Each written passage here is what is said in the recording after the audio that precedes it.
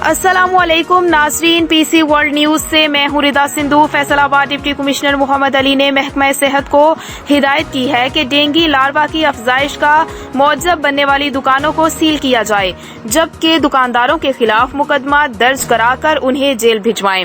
انہوں نے یہ ہدایت ڈسٹرکٹ ایمرجنسی ریسپانس کمیٹی برائے انسداد ڈینگی کے اجلاس کی صدارت کرتے ہوئے جاری کی، جس میں محکموں کی طرف سے سرویلنس سرگرمیوں کی پیش رفت کا جائزہ لیا گیا۔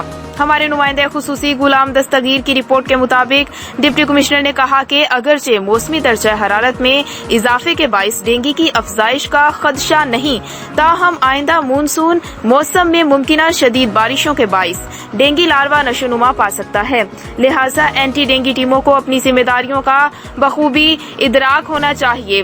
انہوں نے اینڈرائیڈ موبائل فون سے سرویلنس سرگرمیوں میں لیتو لال پر کوآپریٹر ڈپارٹمنٹ کی سرزنش کی اور موبائل فون استعمال کرنے والے متعلقین کے خلاف محکمانہ کارروائی کی ہدایت، جبکہ بعض دیگر محکموں کو کڑی وارننگ جاری کی۔